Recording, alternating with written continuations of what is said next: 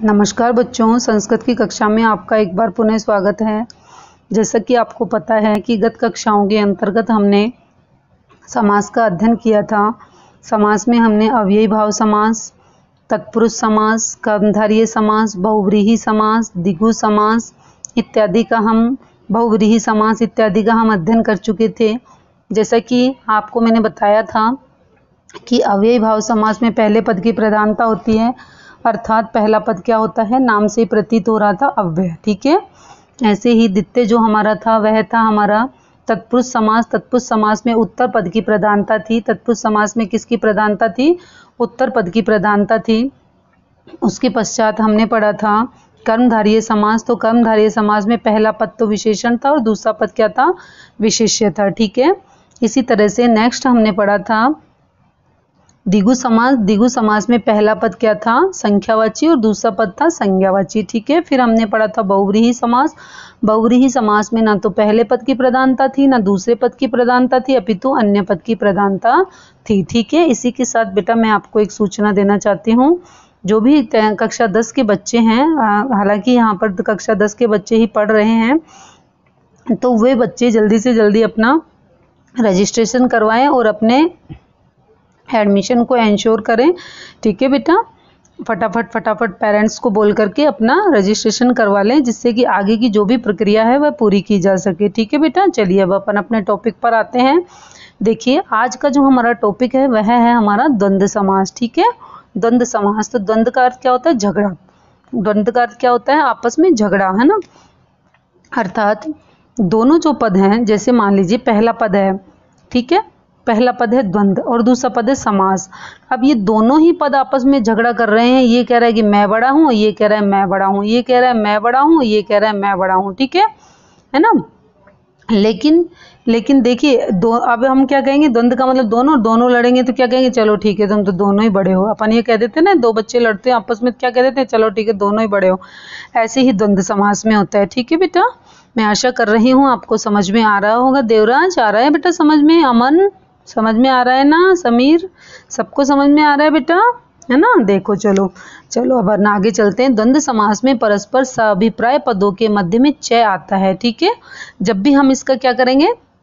विग्रह करेंगे तो बीच में क्या आएगा? च का प्रयोग होता है ना। और हिंदी में क्या होता है? और का प्रयोग होता है। च का अर्थ क्या होता है? और। इससे द्वंद्व समास क्या होता है? उभय पदार्थ प्रदान होता है। द्वंद्व समास उभय पदी होता है। ठीक है। जैसे धर्म च अर्थ च, तो अब देखो यहाँ पे देखिए, मान लीजिए ये क्या है? धर्म च अर्थ च। ठीक है, धर्म और अर्थ। ठीक है, धर्मार्थ हो तो क्या बन गया? ये धर्मार्थ हो। यहाँ पूर्व पद तो है धर्म और उत्तर पद क्या है? अर्थ है। ठीक है। और दोनों ही पदों की प्रधानता है। यहाँ पर पहले और दूसरे दोनों ही पद की प्रधानता है। और द्वंद्व समास में समस्त पद प्राय द्विवचन और बहुवचन में होता है, अर्थात ये एक वचन में नहीं होगा। ठीक है बेटा। अब देखिए आगे समस्त पद में देखो हरि हरो, है ना। अब देखो हरि हरो है, तब इसका विग्रह कैसे करेंगे अपन? हरिश्च हरश्च। कैसे करेंगे विग्रह? हरिश्च हरश्च। ठीक है। ऐसे ही शिव केशवो, शिवश्च केशवश्च, शिवश्च केशवश्च। ऐसे ही माता पित्रो, माता च पिता च। हेमंत शिशिर वसंता, हेमंत शिशिर वसंता, अर्थात हेमंतश्च शिशिरस्तश्च और वसंतश्च। ठीक है। इस तरह से क्या बन गई ये? अब ये किस में हो गया? आप देखो ये तो सब द्विवचन में और ये बहुवचन में आ गई, क्योंकि ऋतुएं तीनों और तीनों समान अपने आप में विशेष हैं। शिशिर तो शिशिर की जगह है ना। हेमंत हेमंत की जगह और वसंत वसंत की जगह। ठीक है। ऐसे ही देखो समाहार समूह के अर्थ में द्वंद्व समास का प्राय नपुंसक लिंग में प्रयोग होता है। पाणी पादम, पाणी च पादो च एषाम समाहार, पाणी च पादम च एषाम समाहार, अर्थात पैर और हाथ का एक समूह, है ना। तो देखो पैर का काम तो पैर करेगा और हाथ का काम हाथ करेगा। पैर की जगह हाथ काम में नहीं आ सकता और हाथ की जगह पैर काम में नहीं आ सकता। ठीक है बेटा। अब देखिए आगे शिरो ग्रीवाम, शिरो ग्रीवाम, शिरश्च ग्रीवश्च आवयो समाहार है, सिर और गर्दन का एक समूह। ऐसे ही वाक त्वचम, वाक च त्वच च अनयो समाहार है। ऐसे ही छात्रोपानहम छत्र च उपानह च अनयो समाहारे इति। ठीक है बेटा, अब अपन देखो कुछ अन्य उदाहरण पढ़ते हैं जो कि मोस्ट प्रोबेबली हमारे एग्जाम में आए हुए हैं सारे, वो मैंने आपके लिए छांट करके यहाँ लेकर के आई हूँ। देखिए अब, है ना, राम केशवो, ऐसे ही रामस्य केशवस्य, भीम अर्जुन है, भीमस्य अर्जुनस्य, भीमस्य अर्जुनस्य। ठीक है बेटा, अब देखो सीता रामो, सीता च रामस्य, ऐसे ही धर्मार्थो, धर्मस्य अर्थस्य, सूर्य चंद्रो, सूर्यस्य चंद्रस्य, पितरों में माता च पिता च, भ्रातारों में भ्रातृ च स्वस्य, है ना। ऐसे ही देखिए आगे, पुत्रों में पुत्र च पुत्री च, पाणी पादम, पाणी च पादो च, सुख दुखम, सुखम च दुखम च, गो व्याघ्रम, गोश्च व्याघ्रम च। अर्थात ये अन्य उदाहरण है। इन अन्य उदाहरणों को एक बार आप अच्छे से पढ़ लें और अपनी कॉपी में लिख लें, क्योंकि ये वही इंपॉर्टेंट उदाहरण है जो घूम फिर करके एग्जाम में आए हुए हैं। ठीक है, आगे भी इनके आने की पूरी संभावना रहती है। ठीक है बेटा, अब देखिए आगे, द्वंद्व समास को लिखें व उनको याद करें। ठीक है, द्वंद्व समास को लिख करके याद करना है आपको। च का प्रयोग कौन से समास में होता है? च का प्रयोग कौन से समास में होगा? उभयपदी कौन सा समास होता है ना, जिसमें दोनों पदों की प्रधानता होती है, वो क्या होगा? उभयपदी होगा। ऐसे ही सुख दुखम का समास विग्रह क्या होगा, वो आपको लिखना है।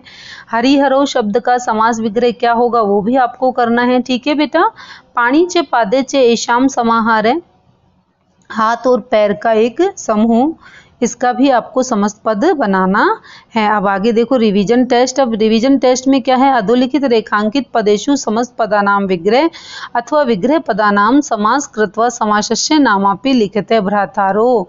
इसका आपको क्या करना है? क्या करोगे बताओ अमन, क्या बताओगे बेटा? नमन बताओ क्या करोगे? इसका समास विग्रह। ठीक है, ऐसे ही पाणी पादम का भी हमको समास विग्रह करना है, और इसी तरह से सुखम च दुखम च का भी हमको समस्त पद बनाना है। ऐसे ही माता च पिता च, इसका हमको समस्त पद बनाना है। ऐसे भीम च अर्जुनस च, इसका भी हमको समस्त पद बनाना है, और बाकी सबका लगभग हमको क्या बनाना है? समास विग्रह।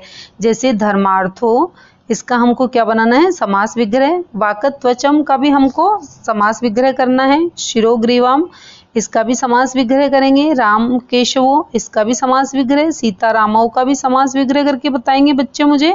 ठीक है, सूर्यस्य चंद्रस्य, ये देखो सूर्यस्य चंद्रस्य, अब इसका क्या बनाओगे बताओ? समस्त पद। क्या बनाओगे? समस्त पद बनाओगे। ठीक है बेटा, नमन समझ में आ रहा है? आ रहा है बेटा? समीर आपको भी समझ में आ रहा है ना?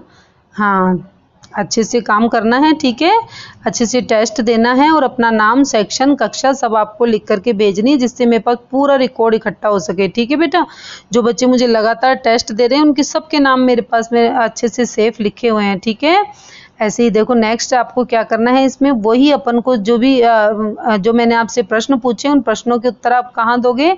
वो यूट्यूब पर कमेंट के माध्यम से, टीका के माध्यम से आप मुझे देंगे, और आप अपना नाम और कक्षा भी लिखेंगे। ठीक है बेटा, और यदि इसमें से कोई ऐसा टॉपिक है अब तक पढ़ाया हुआ, जैसे मान लीजिए अपन ने अब तक जो समाज से रिलेटेड, मान लीजिए हमने 6 समास यहाँ पर पढ़ लिए, अब इससे रिलेटेड यदि कोई भी ऐसी चीज़ हो जो आपको समझ में नहीं आई हो, तो वो भी आप मुझे यूट्यूब पर कमेंट के माध्यम से पूछ सकते हैं। मैं आपको सारा बिल्कुल बहुत अच्छे से समझाते हुए एक बार पुनः आपके लिए यहाँ लेकर के आ जाऊँगी। ठीक है बेटा, और यदि आज की कक्षा में कुछ समझ में नहीं आया तो आज आप अभी मुझे कमेंट के माध्यम से भेज दें, तो मैं आपको उसे पुनः समझा दूंगी। ठीक है बेटा, हाँ, कोई भी बच्चा ऐसे नहीं रहेगा कि है ना हम कॉपी में काम नहीं करें, या फिर उसको है ना पढ़े नहीं, रीड नहीं करें, है ना। ये तो ऐसी चीज़ें होती है बेटा, अगर अपन बार बार रिपीट भी करेंगे ना तो ये याद हो जाती है ना, वीडियो के माध्यम से। तो बार बार अगर जैसे मान लीजिए थोड़ा फास्ट करके वीडियो को 2 बार यदि आप देख लेते हो तो आपको याद हो जाएगा। ठीक है बेटा, वीडियो को जरूर रिपीट करके देखा करें, और मुझे बताएगा कि कौन कौन बच्चे ने रिपीट करके देखा है। ठीक है, और उससे याद भी हुआ है। ठीक है ना, है ना बेटा, है ना। हाँ, सब बच्चे रिपीट करेंगे।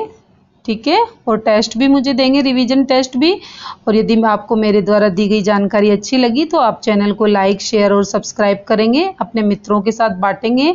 और यदि कोई भी बच्चा ऐसा रह रहा हो, आपका मित्र मान लीजिए अपने स्कूल में पढ़ता है और उसके पास में अच्छे से होमवर्क वगैरह नहीं पहुंच रहा है, तो आप बताएंगे अपने सब्जेक्ट टीचर को, क्लास टीचर को, उस बच्चे का अपने का है ना, जो भी आपका फ्रेंड है उसका आप यहाँ पर फ़ोन नंबर नोट करवाएंगे, ठीक है। यदि कोई नया बच्चा भी एडमिशन लेना चाहता हो तो सूचना दें कि अपने स्कूल के अंतर्गत अब एडमिशन भी चालू है, नए न्यू एडमिशन। कोई बच्चा जैसे मान लीजिए दूसरे स्कूल से अपने स्कूल में आना चाहता है तो वह सूचना भी आप दे सकते हैं, ठीक है बेटा। अब नेक्स्ट कक्षा में मिलते हैं, तब तक के लिए धन्यवाद। जय हिंद, जय भारत।